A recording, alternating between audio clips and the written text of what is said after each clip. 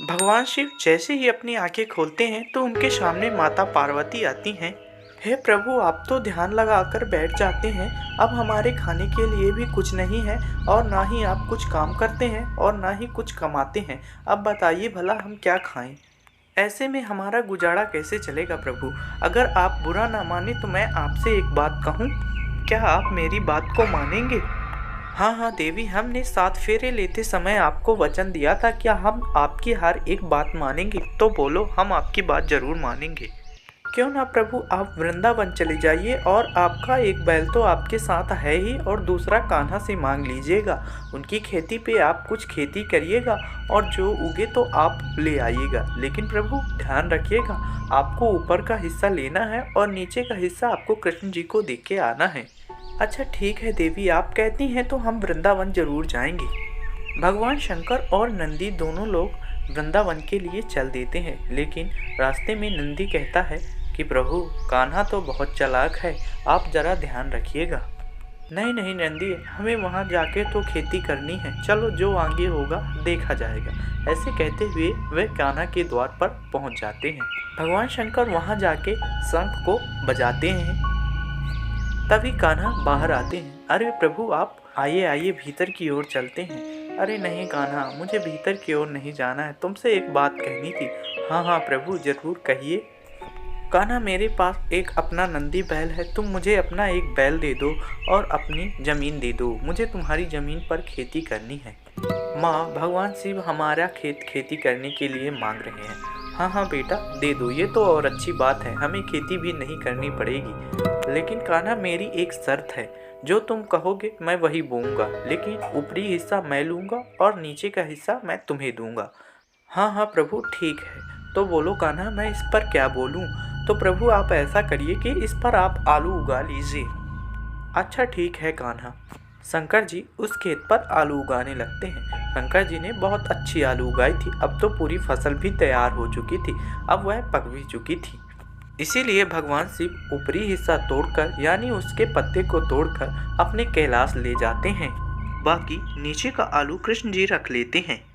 लो देवी, जैसे तुमने कहा था वैसे ही हम खेती करके ले आए। जैसे ही माता पार्वती उस पोटली को खोलती हैं तो उसमें केवल आलू के पत्ते थे। हे प्रभु, ये आप क्या लेकर आ गए? इसको भला कौन खाएगा? हाँ देवी, तो तुमने ही तो कहा था कि ऊपरी का हिस्सा तुम ले आना और नीचे का हिस्सा कृष्ण को दे देना, इसीलिए मैं ऊपर का हिस्सा ले आया और बाकी नीचे का हिस्सा तो कृष्ण ले गया।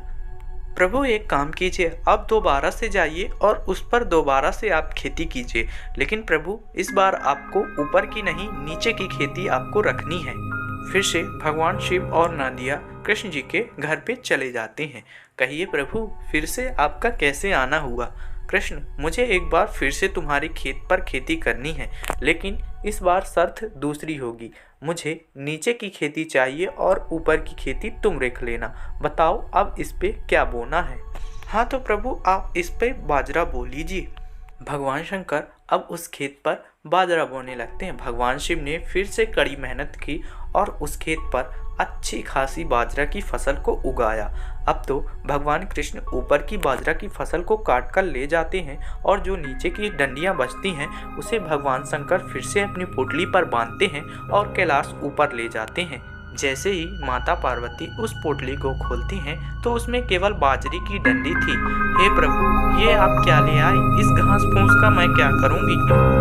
हाँ तो देवी, आपने तो ही कहा था कि नीचे का हिस्सा तुम ले लेना, बाकी ऊपर का हिस्सा भगवान कृष्ण को दे देना, इसलिए मैं तो ऊपर का हिस्सा कृष्ण को दे आया और नीचे का हिस्सा मैं खुद ले आया। हे प्रभु, एक बार अब फिर से आप जाइए, इस बार आपको फिर से खेती करनी है। लेकिन प्रभु, आपकी शर्त इस बार दूसरी होनी चाहिए। इसमें आपको ऊपरी हिस्सा और नीचे का हिस्सा, दोनों का हिस्सा आपको लेना है। अच्छा ठीक है देवी, मैं इस बार फिर से जाता हूँ। भगवान शंकर और नादिया फिर से एक बार खेती करने के लिए चल देते हैं। वह कृष्ण के द्वार पर पहुँचते हैं। हे कान्हा, एक बार मुझे फिर से तुम्हारे खेत पर खेती करनी है। अच्छा ठीक है प्रभु, आप कर लीजिए खेती, लेकिन कान्हा इस बार मेरी थोड़ी दूसरी शर्त है। हाँ तो कहिए प्रभु। तो मुझे इस बार ऊपर और नीचे की दोनों की फसल चाहिए, बाकी बीच की जो हो तो तुम रख लेना। बोलो क्या बोना है इस पर? कान्हा कहता है ठीक है प्रभु, तो आप इस बार भुट्टा बो लीजिए। भगवान शंकर फिर से एक बार खेती करते हैं। अब तो भगवान शंकर कड़ी मेहनत करते हैं। कड़ी मेहनत के बावजूद भुट्टा तैयार हो जाता है। माँ यशोदा और भगवान कृष्ण दोनों लोग भुट्टा को तोड़कर ले जाते हैं और बाकी जो डंडी बचती है फिर से उसे महादेव अपनी पोटली पर बांधते हैं और कैलाश लेकर चले जाते हैं। भक्त नादिया, तुम देखना इस बार तुम्हारी माता तो बहुत प्रसन्न होंगी, क्योंकि इस बार हमने कड़ी मेहनत की है और उनके कहे अनुसार ही ऊपर और नीचे की खेती दोनों लेके जा रहे हैं। हाँ हाँ प्रभु, माता तो इस बार बहुत खुश होंगी। जैसे ही माता पार्वती इस बार पोटली को खोलकर देखती हैं तो उसमें केवल भुट्टे की जड़ ही थे, जबकि उसमें एक भी भुट्टा नहीं लगा हुआ था। हे प्रभु, ये इस बार आप क्या ले आए? इसमें तो भुट्टा ही नहीं लगा है। हाँ तो देवी, मैं क्या करता? आपने तो ही बोला था कि ऊपर और नीचे की खेती ले आना, बाकी बीच की खेती तो कृष्ण ले गया। अब तो आप जानती हैं देवी, मैं भोला भंडारी आदमी, जितना आपने कहा था मैंने उतना तो कर दिया। तभी कान्हा वहाँ से एक बड़ी सी पोटली लेकर आता है। लीजिए माता, भगवान शिव ने ये सारे फसल उगाए थे। और आप तो जानती हैं ना माता कि भगवान शिव कितने भोले हैं, जो उनको प्रेम से मिल जाता है वो वही लेकर आ जाते हैं। लेकिन कुछ भी कहिए प्रभु, आपने तो बहुत अच्छी फसल उगाई थी। इन फसलों को देखकर माता पार्वती फूल ही नहीं समाती हैं। इसी कारण तो भगवान शिव का नाम भोला भंडारी पड़ा।